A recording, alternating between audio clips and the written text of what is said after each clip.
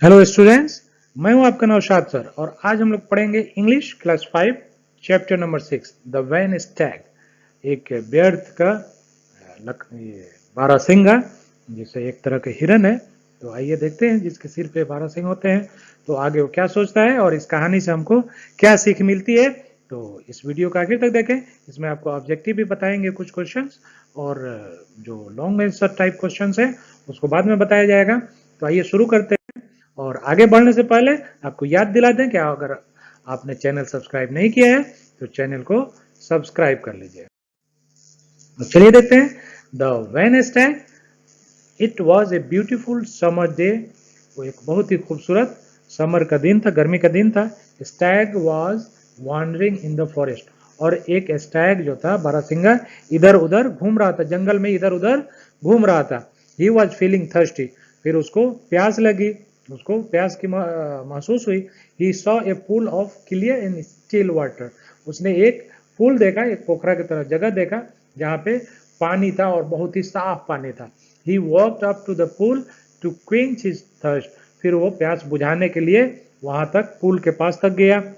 As he bent his head to drink from the pool, he noticed his own reflection in the water. जैसे ही वो झुका पानी पीने के लिए तो अपना रिफ्लेक्शन, अपनी परछाई उसने पानी में देखा, उसने नोटिस किया। He looked at his image admiringly. फिर वो उस इमेज के अंदर एडमायर करके उसकी तारीफ से, खुशी से देखा, अपने को खुद को एडमायर करने लगा, तारीफ करने लगा। I am really handsome said the stag to himself. Stag था बारहसिंगा और अपने आप को कहा कि वाह, मैं वास्तव में बहुत ही हैंडसम हूँ, बहुत ही खूबसूरत हूँ। How beautiful my antlers are. मेरे जो एंटलर्स हैं, जो उसका सिंग है बारहसिंगे का, वो कितना खूबसूरत है। कह रहा है अपने सिंग के बारे में कि मेरे एंटलर्स जो हैं कितने खूबसूरत हैं। I should be proud of them. मुझे इस पर फख्र करना चाहिए, मुझे इस पर प्राउड करना चाहिए। If only my spindly legs are and tiny feet looked as beautiful as my antlers, I am ashamed of these ugly legs.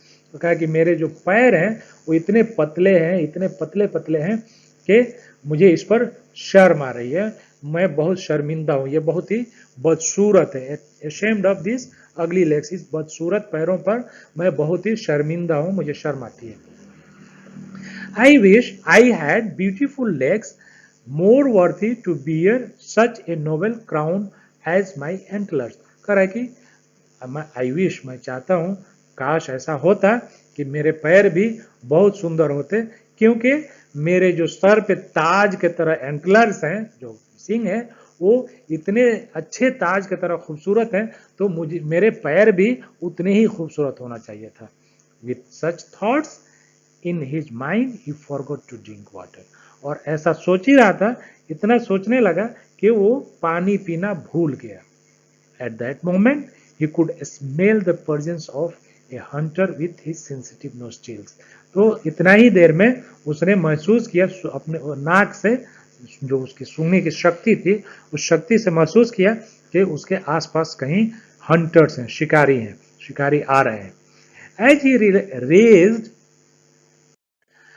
his head, जैसे उसने सर को उठाया, he saw the danger nearby. उसने अपने आसपास खतरा देखा, अपने करीब खतरा देखा। As he started running, an arrow went past him. अब वो दौड़ना शुरू किया, जैसे ही दौड़ना शुरू किया उसके बगल से एक तीर निकला, जैसे आप फोटो में देख रहे हैं, उसके पास से ही एक तीर निकल गया जो शिकारी मारा था। Soon his legs carried him speedily to a place of safety. और जल्दी ही उसके पैर वहां पहुंचा दिए जहां वो थोड़ा सुरक्षित महसूस कर रहा था। He was thankful to his legs and feet. तब वो अपने पैर के लिए शुक्रगुजार महसूस कर रहा था, शुक्रगुजार हुआ, थैंकफुल हुआ। As he was out of danger, he again began to think about his image in the pool. और जैसे ही उसको लगा कि वो खतरे से बाहर है, तो फिर वो अपने इमेज के बारे में, जो पानी के अंदर देखा था, उस परछाई के बारे में फिर से सोचने लगा। He was so lost in his vain thoughts that he did not realize that his antlers got entangled in the thick bush. वो अपने बेकार के सोच में, vain thoughts, बेकार के सोच में इतना खो गया कि उसको ये पता ही नहीं चला कि उसके जो एंटलर्स थे, सींग थे, वो वहाँ जो घनी झाड़ियाँ थी उसमें फंस चुके थे। He tried to free himself but alas he could not. वो उसमें से छूटने का कोशिश तो किया, लेकिन अफसोस के उसमें से छूट नहीं पाया। He had admired the antler at the pool but now they had got him into such a great danger. वो अपने एंटलर्स को एडमायर कर रहा था, उसको जो है तारीफ कर रहा था, लेकिन अभी जो है वो एंटलर्स ही उसके दुश्मन हो गए हैं, वही उसको फंसा दिए हैं। इस झाड़ियों में उसके जो एंटलर्स हैं वो फंस चुके थे और वहां से वो भाग नहीं सकता था। तो उसकी प्रशंसा की अब कोई बात नहीं थी। अब उसको लग रहा था कि मैं बेकार ही उसका एडमायर कर रहा था, उसकी तारीफ कर रहा था, उसकी प्रशंसा कर रहा था। Again he felt the smell of the Hunter. फिर उसको महसूस हुआ, स्मेल जो था वो हंटर का, शिकारियों को उसको फिर से महसूस हुआ कि शिकारी उसके पास आ रहा है। He tried to free himself but his beautiful antlers would not help him. वो वहां से बचने की कोशिश किया, लेकिन उसके जो खूबसूरत एंटलर्स थे, सिंग थे, उसको उसकी मदद नहीं किए। The hunters arrow found it's mark. और जो हंटर्स का, शिकारी का तीर था, वो निशाने पे लगा। The stag felt sorry for his thin legs which were useful to him and he always despised them. तो वो अपने एंटलर जो पैर थे उसके लिए बहुत ही सॉरी महसूस कर रहा था। उसको लगा कि अफसोस कर रहा था कि ये पैर जो है कितने अच्छे हैं, जो हमको यहाँ से वहाँ से बचा के लाए, और उसकी मैं हमेशा डिस्पाइस कर रहा था, उसकी हमेशा घृणा उनसे करता था अपने पैरों से। लेकिन ये पैर ही है, मुझे बचा लिए, लेकिन मेरे जो खूबसूरत एंटलर्स हैं उनके वजह से मैं फंस गया और मारा गया, तीर लग गया। He realize that his own vanity was responsible for his untimely death. फिर उसको रियलाइज हुआ, उसको मालूम चला कि उसका जो वैनिटी था, उसकी जो घमंड थी, वो उसकी अनटाइमली डेथ, असमय मौत का कारण बनी। अभी उसके मरने का समय नहीं था, लेकिन वो असमय मौत जो थी उसकी, वो उनके घमंड के वजह से, उसके एंटलर्स के वजह से उसको असमय मौत आ गई। तो इससे हमें सबक मिलती है कि किसी भी चीज के बारे में उसकी खूबसूरती ही काफी नहीं है, वो किस काम आता है, वो कितना कामयाब है, और उसका यूज क्या क्या है, उसका उपयोग क्या क्या है, उस पर डिपेंड करता है। सिर्फ देखने में सुंदर होना काफी नहीं है। कभी कभी ऐसा होता है कि देखने में जो चीजें सुंदर नहीं होती हैं, लेकिन बहुत ज्यादा उपयोगी होती हैं। यहाँ पे कुछ वर्ड्स मीनिंग है जिसको आपको याद करना है। यहाँ टिक द करेक्ट ऑप्शन है, तो इसको मैं बता देता हूँ। चलिए, मैं वीडियो के शुरू में कहा था कि इसको बता दूंगा।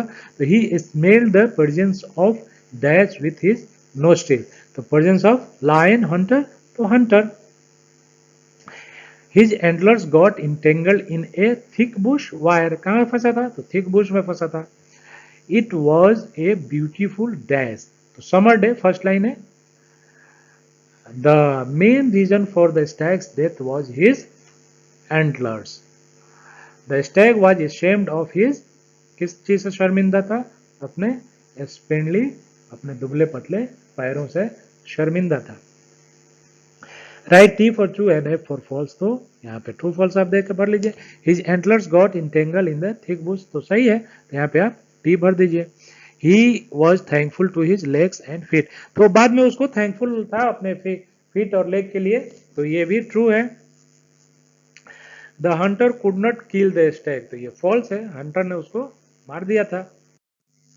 He looked at his image admiringly। तो अपने इमेज की तरफ प्रशंसा करते हुए देखा, तारीफ करते हुए देख रहा था, तो ये सही है। He walked up to the river to quench her thirst, his thirst। तो वो अपने प्यास बुझाने के लिए गया था, तो ये भी सही है। आंसर द फॉलोइंग क्वेश्चन, ये बाद में आपको बताया जाएगा।